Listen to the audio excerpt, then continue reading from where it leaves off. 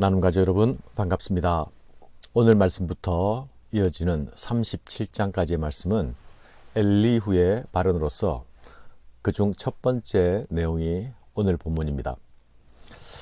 오늘 본문의 성격은 엘리후가 본격적인 자신의 주장을 펼치기 위한 준비 단계에 해당하는 도입부라고 할 수 있겠습니다. 먼저 엘리후의 강화의 성격을 잠시 살펴보아야겠습니다. 엘리후의 등장의 위치는 욥과 세 친구들과의 대화와 하나님의 등장 사이에 위치하고 있습니다. 그런 만큼 엘리후의 발언의 역할도 욥과 하나님과의 대화로 이어지기 전에 중간 단계의 준비 과정과 같은 성격을 띈다 하겠습니다. 또한 엘리후의 강화는 그 자체로 독립적인 성격을 가지고 있다기보다는 친구들과 이어온 대화에 대한 보완적인 역할을 합니다.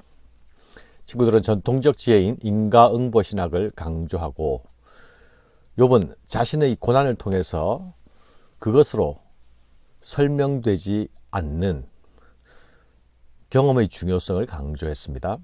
이런 견해차에 대하여서 결국 하나님은 욥의 손을 들어주지 않습니까? 그렇다고 해서 전통적 지혜, 이 인과응보의 신학이 몽땅 배제될 수는 없습니다. 단지 그 적용이 틀린 것뿐입니다. 그러나 다른 한편으로 욥의 주장 가운데서도 내포되어 있는 위험성이 있지요. 그것은 자칫 욥이 주장하는 자신의 의가 하나님의 의와 비교되거나 또는 혹은 더 의롭다고 여겨지는 것으로 비추어질 수 있는 위험입니다.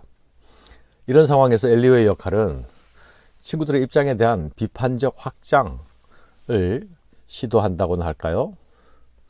그렇지만 친구들이 말한 지혜의 긍정적 역할을 엘리후는 계속 강조하고 있습니다. 또한 엘리후의 강화는 욥으로 하여금 고난이라는 경험을 폭넓게 해석하도록 돕는 측면이 있습니다. 이는 하나님의 나타나심을 준비하도록 돕는 역할이 된다 하겠습니다. 특별히 여기서 의라는 문제가 대두됩니다. 하나님의 의와 사람의 의 사이에 긴장이 나타나죠. 1절의 말씀이 어떻게 시작됩니까? 욥이 자신을 의인으로 여김으로. 욥의 무죄 주장 또는 욥의 자기 의에 대한 주장이 엘리후의 등장의 이유와 배경이 되고 있습니다. 이제 그의 등장으로 하나님의 의와 욥의 의, 사람의 의에 대한 긴장이 제기될 것입니다. 먼저 엘리후는 어떤 사람으로 소개되고 있습니까? 2절에 보면 람 종족 부스 사람 바라겔의 아들 엘리후로 소개됩니다. 먼저 람 종족은 유다 지파에 연관된 소속으로 나타납니다. 역대상 2장 9절에 보면요. 다음 부스 사람에서 부스는 아브라함의 동생인 나홀의 둘째 아들의 이름입니다. 부스를 지명으로 생각한다면 아라비아 쪽에 있는 드단과 대마 지역 출신이라 추측할 수도 있습니다. 끝으로 바라겔이라는 이름은 하나님께서 축복하셨다라는 뜻을 가집니다. 욥의 세 친구들은 이스라엘에서는 낯선 이방 이름이었습니다. 그것에 반해서 엘리후는 이스라엘 역사 안에서 친숙한 이름들을 가지고 있는 것을 볼 수 있죠. 엘리후란 이름의 뜻도 그는 나의 하나님이란 뜻입니다. 이런 엘리후는 욥의 말과 친구들의 말을 평가하는 것으로서 자신의 말을 시작합니다. 31장으로서 욥과 친구들의 대화는 끝이 나지 않았습니까? 세 친구들은 자신들의 논리로 욥을 공격했고 자신이 당한 고난이 무고하다는 욥의 확신을 세 친구들은 무너뜨리지 못했습니다. 세 친구와 엘리후에게 들린 욥의 주장은 욥이 하나님보다 더 의롭다고 주장하는 것으로 비추어졌습니다. 그런데 세 친구는 그런 주장을 하는 욥의 입을 막지 못했죠. 오히려 자신들의 입이 막혀버린 상황입니다. 그래서 엘리후는 이런 상황에 대해서 분노합니다. 또한 세 친구를 향해서도 분노하고 욥을 향해서도 분노합니다. 욥이 자신을 의인으로 여기므로 그 세 사람이 말을 그치니 람 종족 부스 사람 바라겔의 아들 엘리후가 화를 내니 그가 욥에게 화를 내면 욥이 하나님보다 자기가 의롭다 하며 또 세 친구들에게 화를 내면 그들이 능히 대답하지 못하면서도 욥을 정죄함이라. 엘리후는 그들의 나이가 자기보다 여러 해 위임으로 욥에게 말하기를 참고 있다가 세 사람의 입에 대답이 없음을 보고 화를 내니라. 엘리후는 비교적 예의 바른 사람이었던 것 같이 보이지 않습니까? 그가 할 말이 없어서가 아니라 그 연소함 때문에 지금까지 참고 경청만 하고 있었다고 말하고 있죠.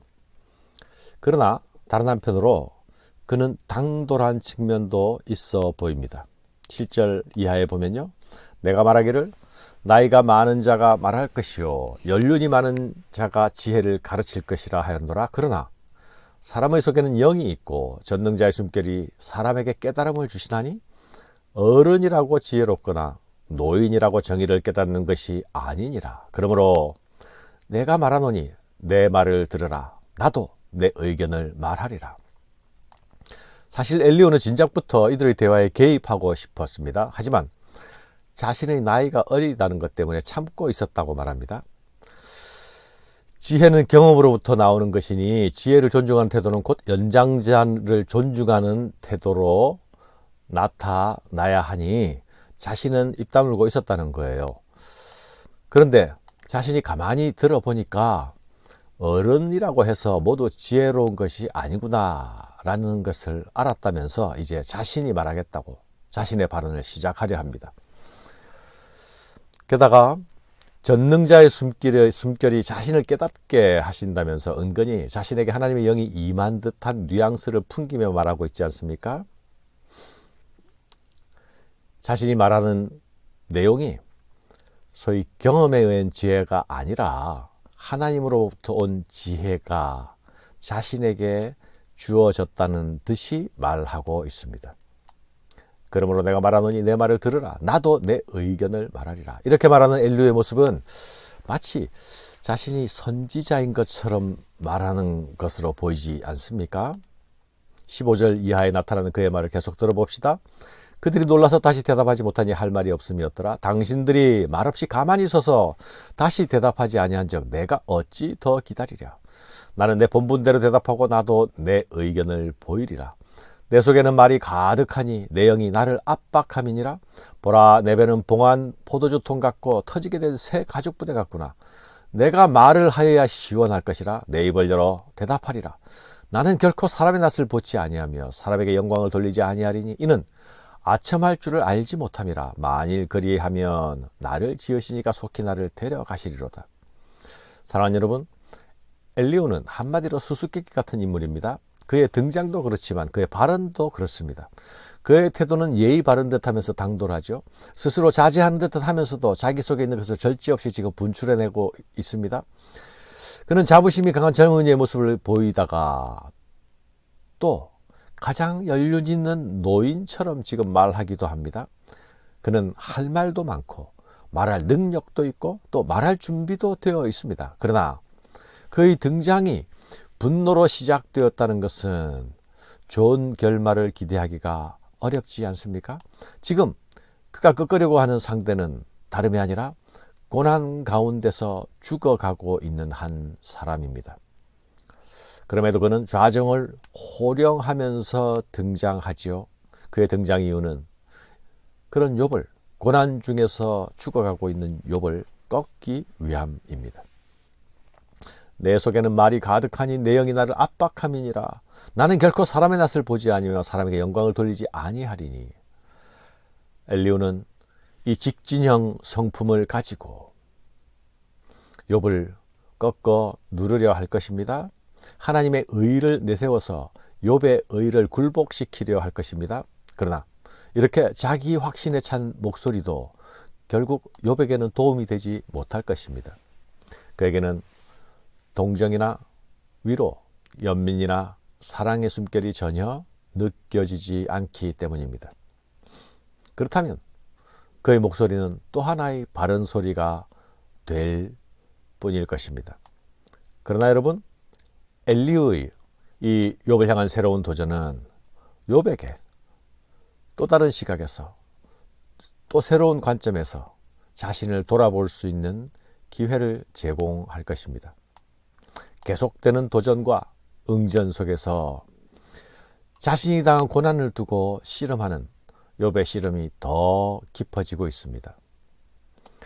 그러나 여러분, 씨름이 깊어질수록, 고난의 격이 깊을수록 점검이 되어가는 연단이 더욱 강하게 되고 있는 것 아닙니까? 그것은 또한 씨름이 깊어질수록, 고난의 계곡이 깊을수록 하나님 배울 순간이 더 가까이 다가오고 있다는 것 아닙니까? 감사합니다.